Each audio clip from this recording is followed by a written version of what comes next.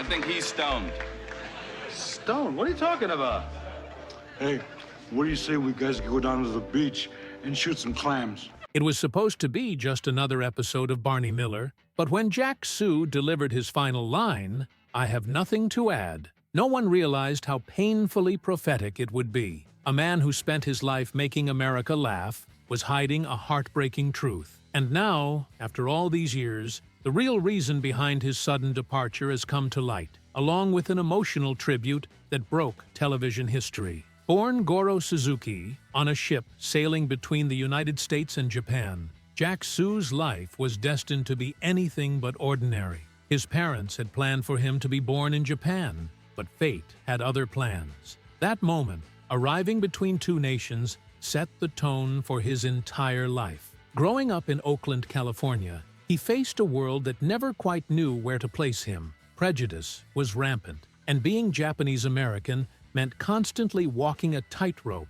between two cultures. But even in difficult times, Soo had an undeniable charm. He could make anyone laugh, a skill that would one day make him a household name. Then, World War II changed everything. In the wake of Pearl Harbor, Japanese Americans became targets of suspicion and fear. Under Executive Order 9066, Soo and his family were forced into the Topaz War Relocation Center in Utah. Life in the camp was harsh, flimsy barracks, brutal weather, no privacy. Families who had lived independently were now prisoners in their own country. But even in confinement, Soo found a way to shine. He entertained fellow internees, singing, performing skits, and giving people a reason to smile in the darkest of times. It was here that he discovered the true power of humor, not just to entertain, but to survive. After the war, rebuilding a life wasn't easy. The discrimination that had put Japanese Americans in camps didn't disappear overnight, but Soo refused to be held back. He earned an English degree from UC Berkeley and honed his comedic and singing skills in San Francisco's Chinatown nightclubs. His talent was undeniable, but in post-war America, a Japanese name could mean career suicide. So, he made a bold decision. He became Jack Soo, a name that sounded Chinese, sidestepping the deep-rooted prejudice against Japanese performers at the time. His gamble paid off. He became a standout act on the nightclub circuit, gaining attention for his smooth, effortless comedy. Then, in a twist of fate, Hollywood legend Gene Kelly saw him perform and recognized something special. That night led to an opportunity that would change Soo's life forever. Kelly cast him in Flower Drum Song, a groundbreaking Broadway musical featuring a predominantly Asian American cast. Soo initially played a minor role, but his charisma was undeniable. He was soon promoted to the lead role of Sammy Fong, a nightclub owner caught between tradition and modern American life. When Flower Drum Song hit the big screen in 1961, Soo reprised his role, marking a major milestone for Asian American actors in Hollywood. He wasn't just playing a character, he was breaking barriers, but even with success, he remained an outsider in an industry that struggled to see past racial stereotypes. In an era where Asian roles were often reduced to caricatures, Soo refused to be boxed in. He brought nuance and dignity to every role, from a scheming black market dealer on MASH to a serious military officer in the Green Berets. He even became one of Motown's first non-African American artists, recording an early version of For Once in My Life before Stevie Wonder made it a massive hit. Jack Soo wasn't just a comedian or an actor. He was a trailblazer, quietly reshaping Hollywood from within. Then came Barney Miller. Created by Danny Arnold, whom Soo had once helped out of a roadside emergency, the show gave Soo a role that felt tailor-made for him. As Detective Nick Yemana, he brought his signature deadpan humor to millions of viewers. His terrible coffee became a running joke. His laid-back attitude, a perfect counterbalance to the chaos of the precinct. But beneath the humor, Soo infused Yemana with something deeper. He was one of the first truly humanized Asian American characters on television. He wasn't an exaggerated stereotype. He was funny, smart, and effortlessly cool. But behind the scenes, something was wrong. Soo, the man who had made a career out of laughter, was silently battling a devastating illness. And in his final episode, when he delivered that now haunting line, "I have nothing to add," no one realized it would be his farewell to the world. His departure was sudden, shocking, and left a hole in the show that could never truly be filled. Then came the moment that made television history. When the cast of Barney Miller returned without him, they didn't try to hide their grief. They didn't recast his role. Instead, they broke the fourth wall and paid tribute to their friend in a way that had never been done before. No acting, no scripts, just raw, unfiltered emotion. They shared stories, laughed through.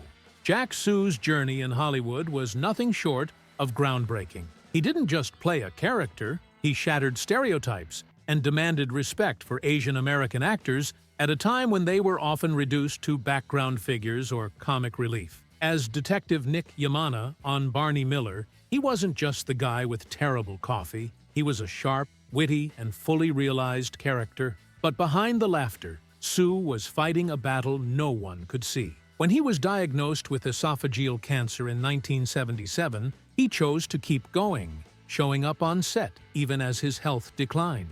It was a testament to his resilience, but eventually, the illness became impossible to ignore. His weight loss was stark, his energy fading, but he still delivered performances that resonated. His last episode, The Vandal, aired in 1978, and in what would become an almost eerie moment, his final line was, "I have nothing to add." No one knew then that it would be his farewell, but looking back, it felt like a poignant goodbye. Soo passed away on January 11, 1979, at the age of 61, leaving a void that couldn't be filled. But Barney Miller didn't just move on. They honored him in a way rarely seen in television history. In Jack Soo, a retrospective, the cast stepped out of character, sat together on the familiar precinct set, and spoke about their friend, not just as an actor, but as a man who brought warmth and humor into their lives every day. They played clips of his best moments,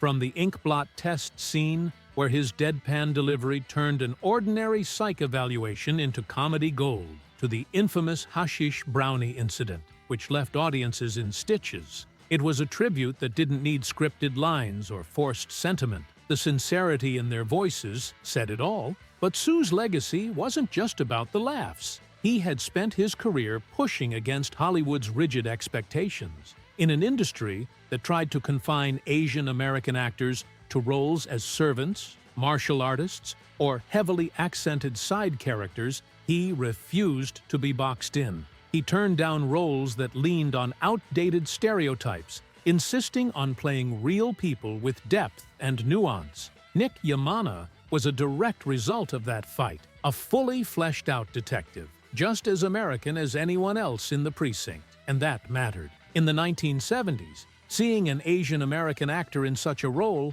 was revolutionary, and it was all because Soo refused to settle for less. Even in his final days, he never lost his sense of humor. Just before undergoing surgery, he joked with his co-star Hal Linden, saying, "It must have been my coffee." That was Jack Soo, always finding a reason to laugh, even in the hardest moments. When the cast lifted their coffee cups in his honor during the retrospective episode, it was more than a nod to a long-running joke. It was a symbol of everything he brought to the show: his warmth, his talent, and his unwavering spirit. Beyond Hollywood, Soo's impact extended to his personal life. He had been married to John Dealer since 1945, a love story that endured decades of triumphs and challenges. Together, they raised 3 children, Jane, Richard, and James. And despite the demands of his career, he always put family first. Those who knew him best described him as a man who never let fame overshadow what truly mattered. His humor wasn't just for the cameras, it was the foundation of his relationships, the thing that made him so deeply loved. His journey had not been an easy one.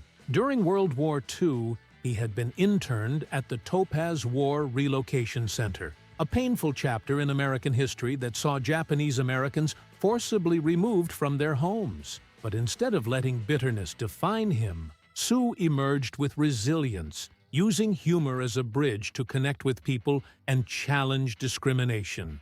Jack Soo's legacy is one of laughter, resilience, and change. He showed the world that humor could be a powerful tool, not just for entertainment, but for breaking barriers. He remains a trailblazer, not just for Asian American actors, but for anyone who believes that representation should be authentic, respectful, and deeply human.